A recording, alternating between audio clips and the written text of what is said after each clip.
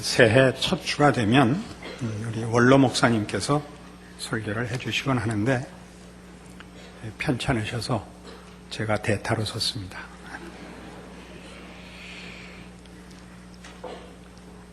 새해를 시작하면서 또는 저희 교회 시작하고 24주년을 맞으면서 우리의 신앙을 한번 돌아보고 또 앞으로 남은 신앙생활도 다시 한번 그 본질을 확인하고 성경이 말하는 대로 신앙생활을 하자, 그런 마음에서 오늘 본문을 택했습니다. 오늘 24절에 보는 바와 같이 아무든지 나를 따르려거든 자기를 부인하고 자기 십자가를 지고 나를 쫓을 것이니라 라고 합니다. 우리의 모든 신앙 고백과 우리의 믿음의 핵심은 예수 그리스도를 쫓는 것입니다. 그러나 잘 아시다시피 이 24절의 등장은 중간에 베드로의 꾸중 때문에 등장한 것이었습니다. 사단아 내 뒤로 물러가라, 너는 나를 넘어지게 하는 자로다 로 인해서 이 24절이 등장할 수밖에 없었고, 또 이 등장의 극적인 이유는 주는 그리스도시요 살아계신 하나님의 아들이십니다 라고 고백하고 칭찬받은 베드로가 그 고백 후에 사탄이라는 꾸중을 듣고 이 명령을 받아야 했다는데 또 그 극적인 요소가 있습니다. 베드로는 예수 그리스도가 누구신지 확인하고 고백을 했습니다마는 예수님의 표현대로 하자면 너는 나를 넘어지게 하는 자로다, 내가 하나님의 일은 생각지 아니하고 도리어 사람의 일을 생각하는도다. 그리고 이 결론이 떨어졌던 것입니다. 오늘날 우리가 사는 시대는 어느 시대나 기독교 신앙인으로 산다는 것에 대하여 세상이 용서해 줬던 적이 없기 때문에 특별히 우리 세대가 더 어렵다라고 얘기할 수는 없습니다만은 더 교활해졌다라고 얘기할 수는 있습니다. 예전에는 기독교 신앙을 공격하는 것이 보통 물리적인 형태를 띠었습니다. 그러나 이 현대 사회에서는 그 정신적이고 내용적인 면에서 기독교 신자들의 신앙을 사실은 오염시키고 있습니다.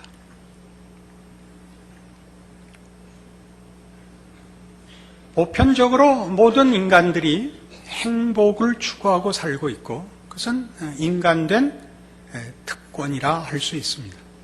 우리 모두 행복을 추구하고, 이런 표현으로 말하자면 신자와 불신자 간의 차이도 없습니다. 그러나 행복이 뭐냐라든가 어떻게 행복을 얻을 수 있느냐라고 얘기할 때 우리는 확연히 구별됩니다. 우리는 행복이 하나님의 백성으로서 자리매김하는 것이 행복이라 그렇게 믿고, 행복을 추구하는 방법이 예수 안에서의 신앙생활이라고 알고 있습니다. 세상은 그렇게 얘기하지 않고 자기 실현이 행복이라고 얘기합니다. 이 자기 실현이라는 것은 굉장히 현대라는 시대에서, 포스트 모던 시대에서 사실은 굉장히 우리를 속이는 또 미화된 표현입니다. 자기 실현이라는 말은 예전에 인간성의 실현을 대신해서 등장한 표현이고 사상입니다. 인류 역사는 예전부터 인간성을 어떻게 확보하느냐 하는 것이 철학과 도덕과 종교의 주제였습니다. 보편적인 인간성을 구축하는 것, 그리고 그 보편적인 인간성이라는 것은 도덕성 위에 근거하며 그 도덕성 위에 말하자면 질서와 가치와 또는 추구할 내용이 있다라고 믿어왔었습니다. 그러나 현대 사회에 이르러서는 이 모든 것들이 거부되고 보편적인 것이라는 것은 다 거부된 파편화된 사회가 되었으며, 따라서 모든 개인은 보편적 인간성의 추구가 아니라 각 개인의 자기 욕심을 따라 사는 삶, 자기 욕망을 채우는 것을 자아의 실현이라고 말하고 있습니다. 물론 이때 자아는 아주 개인적이고 이기적이고 세속적인 주체입니다. 이렇게 자아실현이라는 말로 모든 인류를 보편적인 도덕 혹은 보편적인 가치로부터 다 뜯어내어 파편화시키자 생각해 보십시오. 세상은 당연히 혼란과 고통 속에 빠지게 되었습니다. 아주 쉽게 우리가 예를 들어도 우리가 자동차를 몰고 나가서 각각 자기 마음대로 운전을 하면 도로는 소통이 될 수가 없습니다. 최소한의 중앙선과 신호등을 서로 지켜야 됩니다. 자기 마음대로 해서는 사람은 살 수가 없습니다. 그래서 모두가 그 어느 시대보다 더 열심히 자기의 욕망을 구하며 욕심을 내는데도 불구하고 이 시대야말로 모든 존재들이 가장 가난해하고 비어있어하고 상실감과 소외감 속에 절망하고 있는 시대가 되고 말았습니다.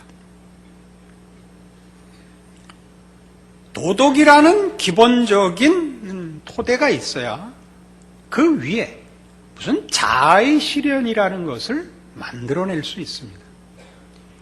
최소한의 도덕적 기반이 무너지면 우리는 아무것도 세울 수가 없습니다. 우리는 모두 자기 욕망의 포로가 됐고, 도덕으로서 요구됐던 적극적인 인간성의 목표와 가치들이 사라지고, 그래서 남아있는 것이 유일하게 부정적이고 소극적인 법뿐인데, 법이란 적극적으로 지킬 마음을 가지지 않으면 사실 법은 맥을 묻습니다. 도덕이 무너진 사회에서는 법도 힘을 발휘하지 못합니다. 법이 자기 구실을 못하는 것을 어디서 볼 수 있느냐 하면 그 어느 때보다도 개인적인 욕심에 의한 소송이 많아졌다는 사실입니다.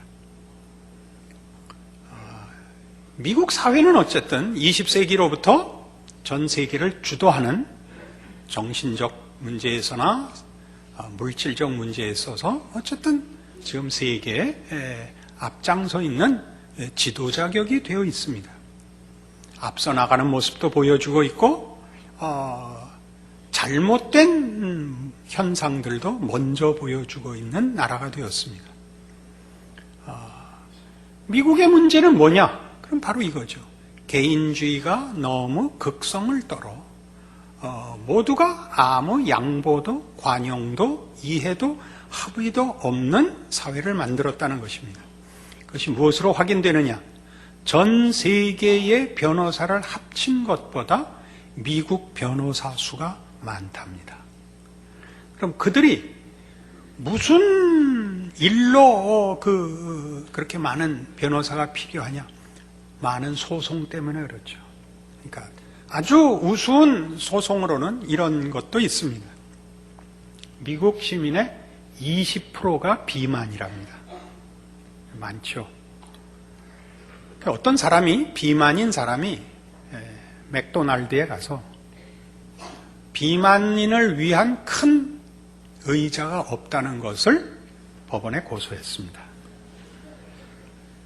미국 시민의 20%가 비만인데 맥도날드 같은 이런 유명한 그 햄버거 판매점에서 그들을 위한 의자를 준비하지 않았느냐라고 고소를 했다고 합니다. 우리가 만일 그런 고소한 사실을 알면 우리의 반응은 어떻습니까? 법원에 들어갔다 나오는 거, 뒤통수를 한 대 갈긴다. 아직 그러면 우리는 아직 희망이 있는 겁니다, 사실은. 우리는 아직 보편적인 어떤 도덕과 윤리를 가지고 있는 겁니다. 그러나 급속히 쫓아갈 것입니다. 예전에는 우리 친구 사이에, 아는 사람 사이에 접촉사고가 나면 웃고 각자 자기 차를 고치기로 했지만, 그 당시에 벌써 20여 년 전에 미국에서는 교통사고가 난 친구들끼리도 소송을 한다는 사실을 알고 놀랐었습니다. 왜 그랬죠?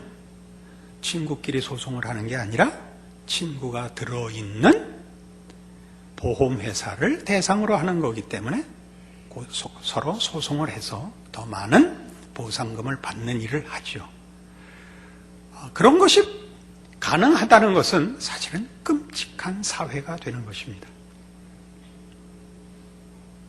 우리는 욕망하는 자신을 절제하고 훈련하는 책임을 져야 하며, 그러기 위해서 무엇을 해야 되느냐, 어떻게 해야 되느냐 하는 것은 기독교 신앙에서 최우선적인 작업입니다. 그러나 우리가 사는 시대에 우리가 묻혀 있으니까 우리는 우리도 모르게 세상의 영향을 사실 받고 있습니다. 그래서 교회 안에도 우리의 세태의 어떤 풍조들이 사실은 살금살금 들어와서 많이 오염시키고 있습니다. 우리가 매일 설교 듣고 예배 보고 성경 보는 것보다는 더 많이 세상 속에 있어야 되고, 그리고 텔레비를 봐야 되기 때문에 그럴 것입니다. 그리고 거기는 온통 이런 개인적인 욕망을 부추기는 풍조 속에 그 범람하는 흐름 속에 있기 때문에 우리가 결단코 자유로울 수 없습니다. 그래서 더욱더 우리의 믿음, 우리의 고백들을 분명히 해야만 합니다. 이 문제는 베드로에게 있어서도 동일합니다. 베드로는 예수 그리스도를 메시아라, 하나님이라 고백했지만 예수 그리스도를 따를 것을 거부했습니다. 그는 그의 고백으로 자신의 욕망을 채우려는, 자신의 주장을 관철하려는 것으로 그의 신앙을 고백했다는 사실에 우리를 놀래키게 하는 것입니다. 우리가 올바른 신앙 고백을 하고 진심을 갖고 있으면 우리의 신앙은 안전하고 확실하다고 생각하는 것은 늘 말씀으로 한번 점검해 봐야 되는 이유가 여기에 있습니다. 현대 교회들은 지금 이 시대에 사는 현대 교회들은 어느 나라에 있건 어쨌든 정도의 차이는 있을지 몰라도, 그래서 바로 이런 이 포스트 모던 사회의 상대주의, 파편화된 생각들, 개인의 욕망들, 이런 흐름 속에 어쨌든 영향을 받고 있습니다. 그래서 교회들도 회개라는 말을 쓰지 않고 치료라는 말을 씁니다. 회개와 치료의 차이를 아십니까?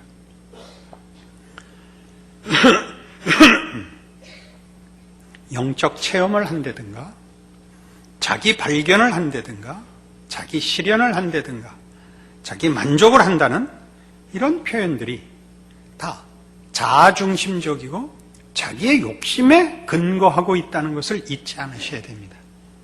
그 자아라는 말이 들어가면 금방 분별이 가능하지만 영적 체험, 신유, 은사, 치유, 이렇게 종교적인 용어를 쓰면 그것이 굉장히 절대적이고 분명하고 확실한 종교적 추구라고 생각하기 쉽지만 빠져 있을 뿐입니다. 표현이. 우리는 다 자기를 위한 복음, 자기의 소원을 만족시키는 복음으로 사실은 유혹받고 있고 시험받고 있습니다. 그런 차원에서 우리가 보편적 인간성이라고 얘기할 때는 믿는 사람들, 신앙 고백의 공동체 내에서 인간성이라는 것은 하나님께서 그가 지은 그의 자녀들에게 요구하는 인간성입니다. 그때 우리는 그것이 이 세계가 도덕적인 세계라는 것을 믿는 것입니다. 여기서 도덕은 종교와 분리된 차원에서 얘기가 아니라 도덕성이라는 것이 가지는 물질주의나 쾌락주의나 자기 욕심 같은 것들과 구별되는 절대적인 가치라는 차원에서 얘기하는 것입니다. 인간성을 찾아야 한다라고 할 때는 우리는 예수 안에서만 발견되는 진정한 인간성을 말하는 것이요, 하나님이 다스리시고 주장하시고 주인 되시는 질서를 말합니다. 그러나 우리가 이 시대에 많이 쓰는 자기 실현이나 자기 발견이나 자기 확인식으로 얘기하는 자아를 중심으로 얘기하는 것은 세계를 심리적인 세계로 이해하는 것입니다. 우리 지금 예수를 믿는다, 그래서 주일날 주의를 지키고 하나님을 예배하러 온다 라는 이런 분명한 고백과 기대가 하나님을 만나는 것이냐, 내 종교심을 만족시키는 것이냐부터 우선 구별을 해야 되는 것입니다. 내가 마음의 평안을 얻기 위하여, 내가 가진 진심을 확인하기 위하여 예배를 보러 오는 것은 사실은 제1순위가 아닙니다. 예배를 본다는 것은 하나님을 만나러 오는 것이며 그의 부르심과 그의 받아주심에 대한 감사의 행위입니다. 그것은 내가 기분이 좋으냐 나쁘냐, 내가 만족스러우냐 아니냐와 상관없는, 그것보다 앞서는 하나님 중심적인 기준에서의 표현입니다.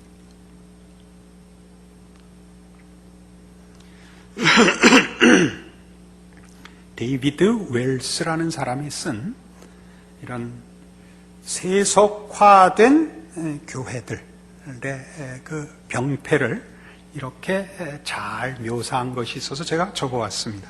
제가 읽어보겠습니다. 오늘날 현대인들에게 신앙을 자아 성취, 자존감 등 자아 운동의 용어들을 사용해서 말하면 복음은 순식간에 최첨단을 걷는 것처럼 보인다. 하나님께 접근을 신용카드를 긁듯이 빠르고 확실하게, 기다릴 필요가 없는 영적인 구매 행위처럼 묘사하면 복음이 소비자들에게 아주 매력적으로 다가온다.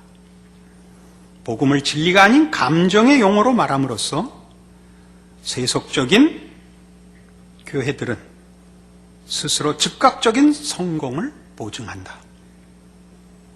감정은 쉽게 일으킬 수 있으나 생각은 어렵고 더디게 일어나는 법이다.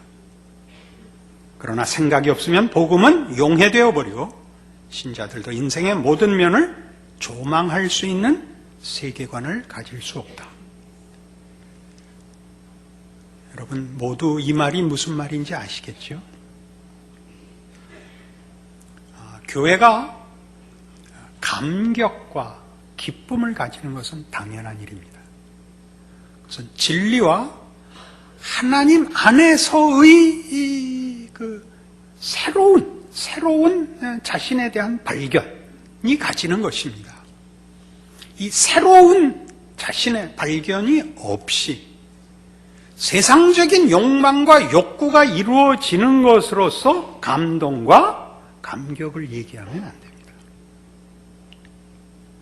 그것은 인간이라는 본성을 바꿔놓고 인간의 본성을 하나님이 요구하시고 목적하시는 것과 일치시키지 않고 감격과 감동을 하나의 느낌으로만 가지려는 아주 크나큰 기만이 됩니다. 우리는 현대 교회들이 그 감동과 감격을 자극하는 일들을 많이 봅니다. 물론 조심스럽습니다, 이 표현은. 왜냐하면 사람의 진정한 기쁨과 감격 속에서 사람은 춤을 추기도 하고 눈물을 흘리기도 합니다. 우리는 다윗이 춤춘 사건을 알고 있습니다. 법궤가 돌아올 때 그는 나와 춤추며 뛰노라 그 부인의 조롱을 삽니다.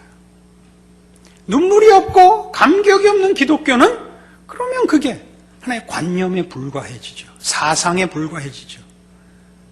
인격이 제외된 하나의 규칙이 되고 규범이 되고 사상이 되면 절대 안 됩니다. 그러나 잘 생각해 보십시오. 마치 TV에서 상품을 광고하는 것과 똑같이 그 상품을 사게 만들기 위하여 구매욕을 자극하는 것 같이 신자들의 진정한 영혼의 갈증을 채워주는 답을 제시하는 것이 아니라 본인의 감각을 자극하여 본인이 감격한 것 같이 만들어내려는 것과는 얘기가 다릅니다. 많은 교회들에서 감격에 관한 일들을 교회 예배의 중요한 순서로 채택하고 있습니다. 저는 그것 전부가 잘못됐다는 말을 하려는 것이 아닙니다. 이런 얘기는 어렵습니다. 왜냐하면 여러분들이 제가 지금 조심시키려고 하는 내용을 듣고 그걸 전부 싸잡아서 부정하시면 안 됩니다. 그러나 걱정은 해야 됩니다. 왜요? 예배란 우리 좋자고 모인 축제가 아닙니다. 저는 젊은 사람들한테 미안한데 보통 젊은 사람들이 늘 앞장서서 하니까 하는 얘기입니다. 저는 젊은이들에 대한 편견이 없습니다. 저도 한때는 젊은이였고 그전에는 어린이였습니다. 나는 여기 나와서 울면서 찬송 부르는 것을 저는 조심해야 된다고 생각을 합니다. 한 인간의 인격과 영혼을 만족시키는 데는 긴 시간이 필요합니다. 사람이란 그렇게 간단한 존재가 아니며 우리의 영혼이라는 것의 용량이 그 무슨 비타 500 그 몇 그램짜리입니까? 그거 하나로 채워지는 게 아닙니다.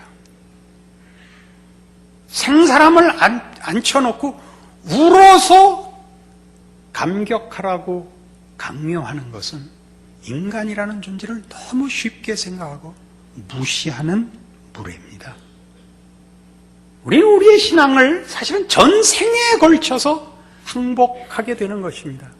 하나님은 우리의 무지함, 무례함, 배반, 갈등, 의심, 시행착오 이 모든 것들을 기다려 주셔서 우리가 잘못할 때마다 뭐라 그러시는 것이 아니라 넘어가 주셔서 마침내 우리가 여기도 가보고 저기도 가보고 안 가본 데 없이 다 돌아다녀서도 채울 수 없는 인간의 인간된 유일한 생명과 진리로만 채워질 수밖에 없는 영혼의 필요를 하나님 앞에서밖에 발견할 수 없다는 것을, 그리고 하나님 한 분으로 넉넉하게 채워지고 남는다는 것을 스스로 확인하고 항복할 때까지 기다려주신다는 것을 인생에서 발견합니다. 우리가 한 인간에게 항복할 때 그가 가진 힘과 우월함으로 인하여 항복하는 인간은 아무도 없습니다. 인간은 언제나 용서해 주는 사람 앞에 항복합니다. 그렇지 않습니까? 정답을 얘기하는 사람을 훌륭하다고 얘기하지 않습니다. 거기서 한 걸음 더 나가 빙글에 웃는 사람을 우리는 더 낫다고 봅니다. 하나 더 나가면 빙글에 웃는 것도 잘난 척하는 겁니다. 그렇게 하는 거 아닙니다. 고개 돌리고 씩 웃는 거 나쁜 겁니다. 상대방이 한 얘기가 세상에서 제일 훌륭한 말인 것 같이 들어주셔야 됩니다. 병신 같은 얘기를 알아들으시겠습니까? 하나님이 우리에게 그러고 계십니다.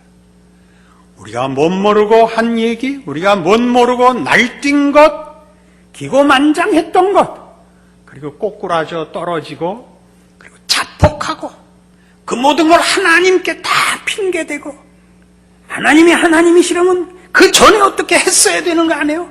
따위로 지랄 떠는 모든 순간에도 하나님은 가만히 계셨던 겁니다. 가만히 은혜를 베푸시며 보호하시며 아주 엎드러지지 않게 붙잡고 계셨던 것입니다. 그리하여 기어코 하나님, 저는 할 말이 없습니다. 제가 미련한 소리를 하고 말이 안 되는 소리를 할 때 하나님, 다른 사람이 귀를 막아주십시오. 이렇게 기도하게 되는 것입니다. 교회는 이런 차원에서 세상과 확연하게 구별되어야 하는 것입니다.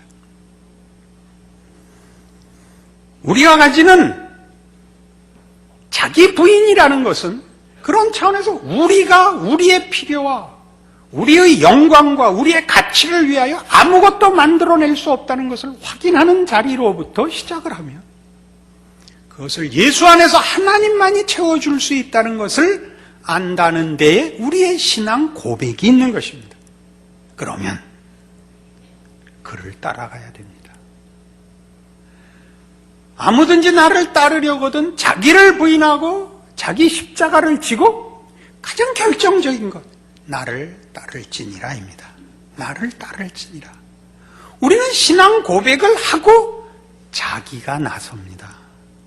우리의 신앙은 본을 보이지를 못합니다. 자기가 되지를 않습니다.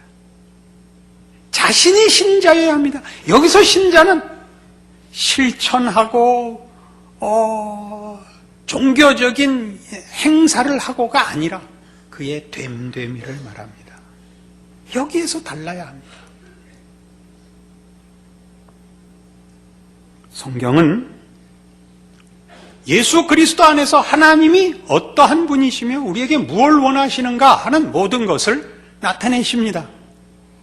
우리의 자기 부인은 바로 이런 이유 때문에 우리 가능한 것입니다. 나는 길이요 진리요 생명이니 나로 말미암지 않고는 하나님 나라에 들어갈 수 없느니라. 길과 진리와 생명이 예수 안에 있다는 이 선언, 이 사실에 우리의 자기 부인이 긍정되는 것입니다. 나는 부활이요 생명이니 나를 믿는 자는 죽어도 살겠고 살아서 나를 믿는 자는 영원히 죽지 아니하리라. 부활이요 생명입니다. 그에겐 실패가 없으며 넘어져도 일어날 것이며 그의 넘어짐은 손해가 아닐 것입니다. 세상에 무엇이 이와 비슷한 대안으로 제시될 수 있습니까? 세상에서의 넘어짐은 그걸로 사회적인 모든 신분이 매장되는 것을 의미합니다. 여러분, 사회에서 한 번의 실수가 어떻게 영원한지 여러분 다 잘 알고 계십니다. 세상은 회복을 시켜주지 않습니다. 용서하지 않습니다. 나는 세상의 빛이라. 나를 따르는 자는 어두움에 다니지 아니하리라. 이것들은 여러분들이 외우고 고함질러서 가지고 다닐 내용이 아닙니다. 실제로 그 약속들과 그 선언들을 사셔야 할 것들입니다. 책임의 문제가 아닙니다. 여러분들의 공허함과 상실감과 소외감과 무가치함으로 절망하는 모든 여러분의 영혼의 유일한 답으로서 자랑으로서 영광으로서 허락된 것입니다.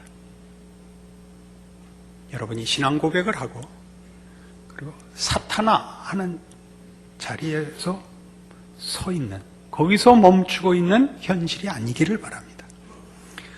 누구나 한 번씩 이 자리를 통과해야 되는지 모릅니다. 빨리 통과하십시오. 그리고 제가 주를 따르겠습니다 라는 자리에 오십시오. 말하는 게 순종하는 것 아닙니다. 그렇게 사셔야 합니다. 우리의 모든 신앙 고백은 그렇게 살고 그렇게 되기 위한, 그리고 그렇게 되라고 허락된 은혜요 구원입니다. 여러분들의 신자된 인생이 이런 내용들을 알고 모르고의 차원이 아니고 그 모든 성경의 약속들을 누리고 사는 자로서의 자랑과 감격으로 이루어지는 여러분들의 남은 생애가 되고 세상 앞에서 빛이 되기를 바랍니다. 기도하십시다.